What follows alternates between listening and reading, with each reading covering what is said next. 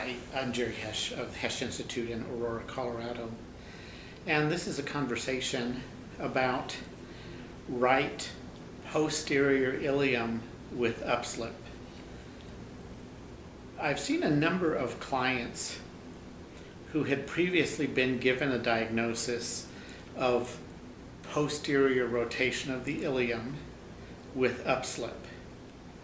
And when I evaluate these clients, I actually find an opposite pattern.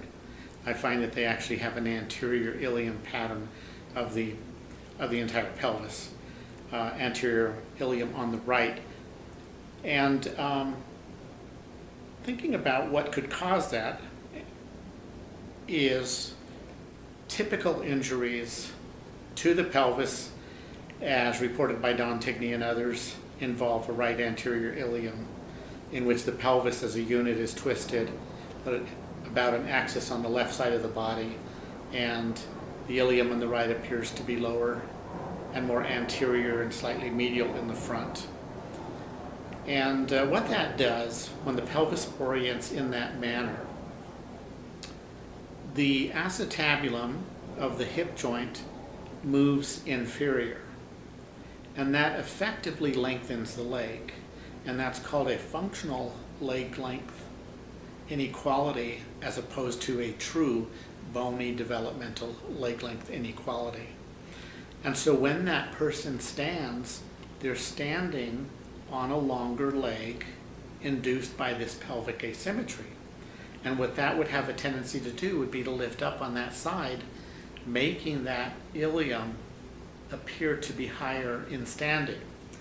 And so we have a problem with doing positional evaluation with the client standing. Whenever I do a positional and postural evaluation of someone in standing, in my mind I acknowledge that this is just one snapshot of one context. It's the standing posture. And I realize that in standing, the body can compensate in numerous ways to the lowest denominator of any dysfunction. And when this person lays down, then we eliminate the effect of the longer leg on that hemipelvis.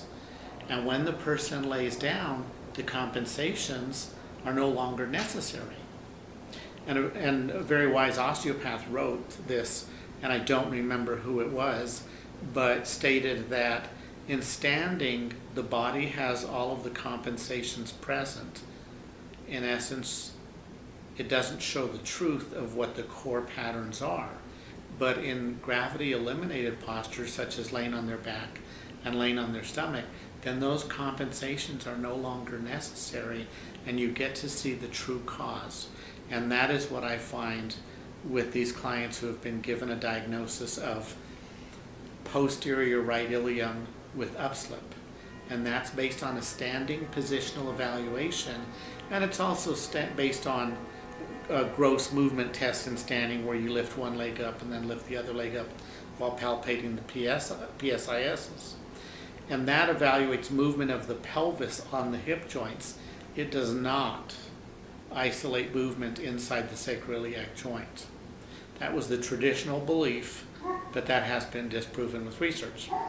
And so when I have these clients in supine and in prone, I load the bony structures, take up the slack through them, and impart movement. And what I find is in those patients is that they lack movement in terms of posterior rotation on the right side. If they actually had a posterior ilium, that movement would be present.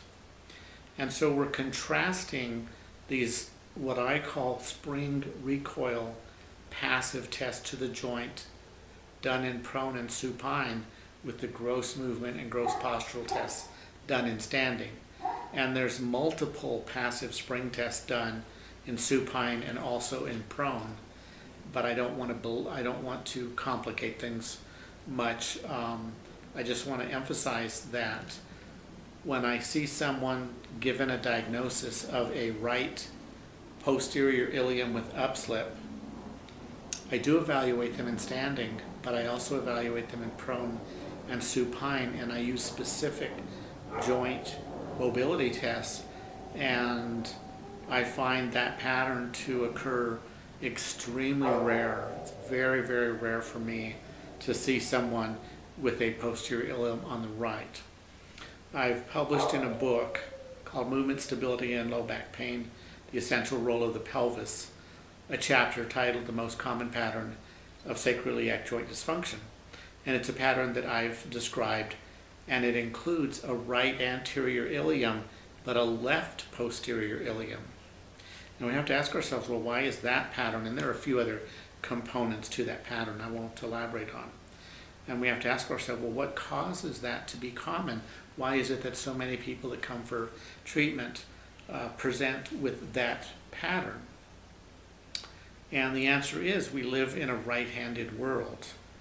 And it has to do with how we open doors, how we interact with chairs, how we get in and out of chairs, how we get in and out of the car, the fact that we use our right leg for gas and the brake pedal, and things like that.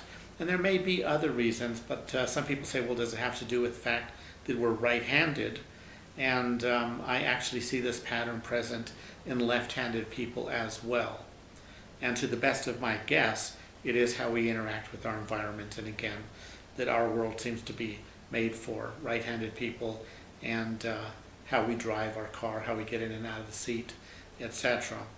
And so when we injure ourselves, it seems to be just an extension of that pattern that's already present in our body, just takes it to an extreme, and it becomes locked in. And so this is theoretical, of course, but I do see a common pattern, and it most certainly does not include a right posterior ilium with an upslip. And I'll probably do a couple more videos on this and elaborate a little bit, but I didn't want to speak too long on this topic and just introduce that. And we'll be presenting videos on a weekly basis, and we encourage you, if you're interested, to sign up on our YouTube channel, which is Hesch Institute, and also look for postings on our Facebook group. Thank you very much. Appreciate it.